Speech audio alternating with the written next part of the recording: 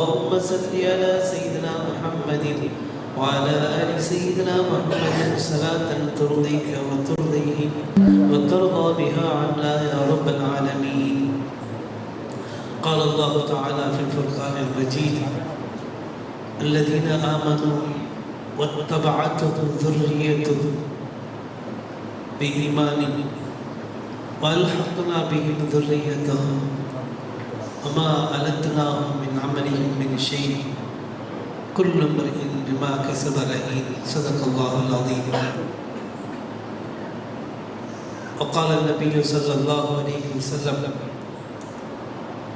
أشد الناس بلاء أنا والنبيون ثم الأنبياء ثم الأولياء ثم العلماء، أو كما قال عليه الصلاة والسلام. صدق رسوله النبي الكريم ونحن على ذلك من الشاهدين والحمد لله رب العالمين. நம்மை முஸ்லிம்களாக பிறக்கச் செய்து முஹம்மது ஸல்லல்லாஹு அலைஹி வஸல்லம் அவருடைய உம்மத்திலே ஆக்கி அதிலே பெருமிதம் கொள்ளச் செய்த அல்லாஹ்விற்கே அனைத்து புகழும் உரித்தானது. மேலும் அல்லாஹ் அவனை நேசித்து அவனை அறிந்து அவனுடைய பொருத்தத்தை தன்னுடைய சொல் செயல் சிந்தனைகளில் அடைய பெற்று நம் போன்ற பாவிகளுக்கும் அல்லாஹ் பற்றிய ஞானத்தை வழங்கி கொண்டிருக்கிற ஷேக்மார்களுடைய கரம் பற்றக்கூடிய அவர்களுடைய வழிமுறைகளில் பெறக்கூடிய நல்வாய்ப்பினை அல்லாஹ் நமக்கு வழங்கியிருக்கிறான். அல்ஹம்துலில்லாஹ். அதிலே நின்று நிலைத்து நீடித்து அவர்களுடைய திருப்திகளை பெற்றவர்களாக நம்மையும் நமது சந்ததிகளையும் அல்லாஹ் ஆக்கி புரிவானாக. கண்ணியமிக்க கல்வெல்லாம் நிறைந்த நஜ்முல் ஆரிஃபீன் காதிமுல் கௌம் ரஃபீக் சர்கார் ரஃபஅ அல்லாஹு தரஜதஹு அவர்களின் 5வது இந்த உருஸ் தினத்தில் அல்லாஹ் நம்மை ஒன்று கூட்டி வைத்திருக்கிறார்.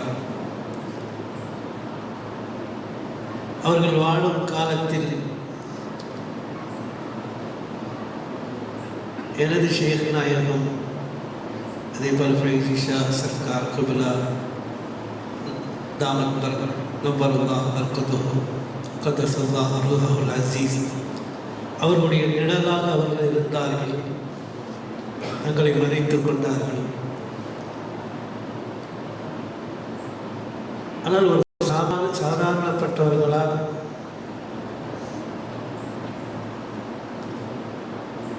உருவாக்க முடியாத இந்த மாபெரும் ஸ்தாபனத்தை அவர்கள் வாழும் காலத்திலேயே உருவாக்கினார்கள். ஒரு தனி மனிதராக அவர்கள் உருவாக்கிய இந்த ஸ்தாபனம் மேலும் மேலும் வளர்ந்தோங்கிக் கொண்டிருப்பதை பார்க்கிற போதும் அவர்களுடைய ஹிதமத்து தரீகத் அவருடைய சில்சிலா பல்வேறு நாடுகளில் பரவி விரவி கொண்டிருக்கிறவைகள் நமக்கு சாட்சியமாக இருக்கிறது. அவருடைய இஹ்லாஸ் அல்லாஹ்விடத்திலே மக்பூல் ஒப்புக்கொள்ளப்பட்டது என்பதற்கு. அவர்களை பார்த்தது, அவர்களோடு இருந்த காலங்கள் எல்லாம் இனி நமக்கு வரப்போவதில்லை. நினைத்து பார்த்தால் ஆச்சரியமாக இருக்கிறது. நாம் எல்லாம் அவர்களோடு இருந்தோமா, பேசினோமா, பார்த்தோமா? அதிலும் தவறான பார்வையை பார்க்காமல் அல்லாஹ் காப்பாற்றினானே.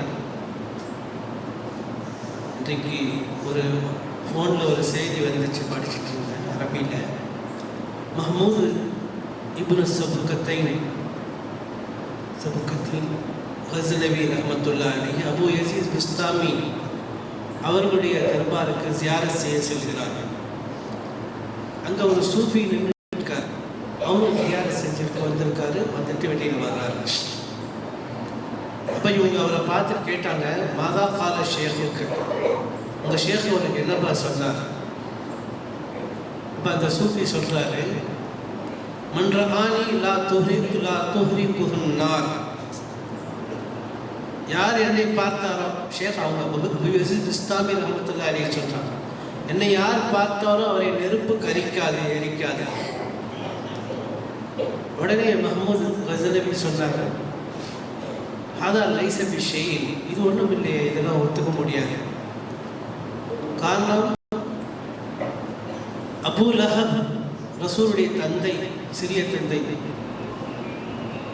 பெருமானார் பார்த்தார்.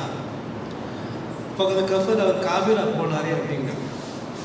அப்போ அந்த சூஃபி சொன்னார், அபூ லஹப் பார்த்தார், நபி ஸல்லல்லாஹு அலைஹி வஸல்லம் அவர்களை பார்த்தார், ஆனால் நபியை பார்க்கவில்லை.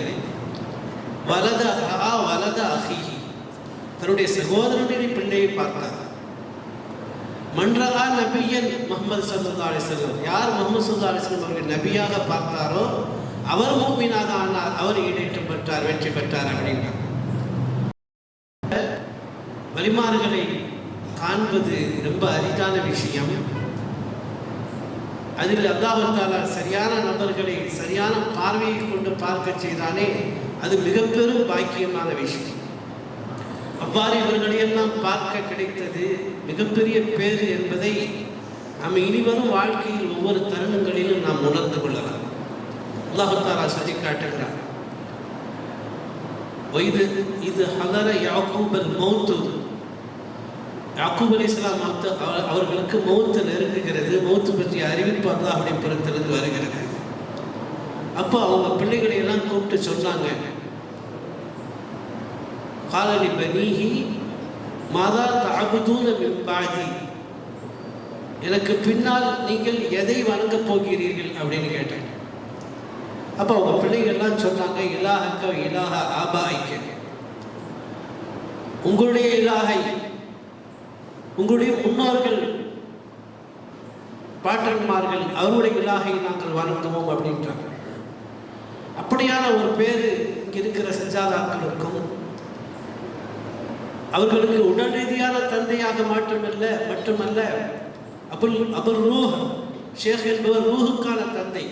அந்த வகையில் நமக்கு எல்லோருக்கும் அவர்கள் தந்தையாக இருக்கிற காரணத்தினால் அவருடைய ஈமானை நாம் பின்பற்றியதனால் அல்லாஹ் தஆலா வேறொரு வசனத்தில் சொல்லி காட்டுவதை போல, அல்லதீன ஆமனு வத்தபஅத்துஹும் ذُرِّيَّتُهُم بِإِيمَانٍ, ஈமான் கொண்டவர்கள், அந்த ஈமானில் அவருடைய வாரிசுகள்,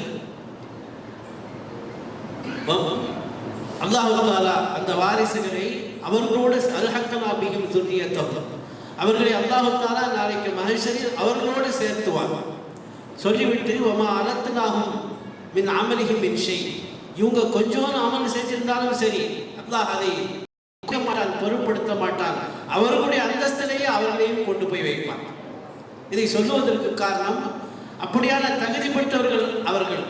நாமெல்லாம் என்ன இனிமேல் கடுமையான முஜாஹதா செய்தாலும் சரி அது போன்ற அந்தஸ்தை தரஜாவை நாம் பெற முடியாது இந்த உலக வாழ்க்கையில். ஆனால் அவர்களை நாம் ஷேகாக, தந்தையாக, நமக்கு முன்னோர்களாக பெற்றிருக்கிற காரணத்தினால் நிச்சயமாக அல்லாஹ் தஆலா இந்த திருவசனங்களின்படி அவர்களோடு நாளைக்கு மறுமையில் இருப்பதற்கான நசீபை அல்லாஹ் தஆலா நமக்கும் நமது சந்ததிகளுக்கும் தந்தருள் புரிவார்.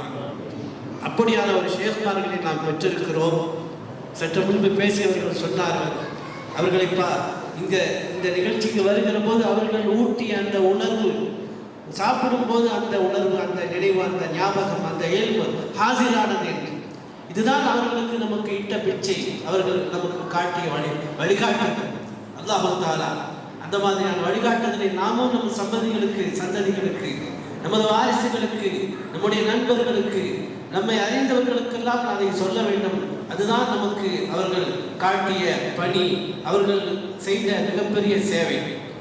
பெரும் கஷ்டங்களுக்கிடையில், பெரும் துன்பங்களுக்கிடையில் அவருடைய வாழ்க்கையில் ஆரம்ப காலத்திலிருந்து பார்த்தோமானால், குறிப்பிட சொல்வதானால் அவருடைய தரீகாவுடைய வாழ்க்கைக்கு பிறகு நாம் பார்ப்போமே ஆனால் மிக பெரும் சோதனைக்கு ஆளானவர்கள், மிக பெரும் கஷ்டத்துக்கு ஆளானவர்கள். இன்றைக்கு தப்தபாவாக ஜொலிக்கிறது இந்த இடம். ஒரு காலத்தில் அவர்களுடைய வறுமை, அவர்கள் பட்ட துயரங்கள் வார்த்தையில் வடிக்க முடியாது, அவ்வளவு சிரமங்களுக்கு இடையில் அவர்கள் வாழ்ந்தது. பிறகு அல்லாஹ் தஆலா இப்போது நமக்கு காட்டி தருவதெல்லாம் அவர்களுக்கான ஜஸாவைத்தான் அல்லாஹ் தஆலா நமக்கு கொடுத்து கொண்டிருக்கிறார். அல்லாஹ் தஆலா போதுமானவன். அவருடைய வாழ்க்கையில் ஒரு சிறிதளவாவது நாம் பின்பற்றுவோமே ஆனால், அதற்கான பாக்கியம் நசீபு நமக்கு கிடைக்குமே ஆனால், நாம் நிச்சயமாக அவர்களோடு இருப்பதற்கு போதுமானவர்கள்.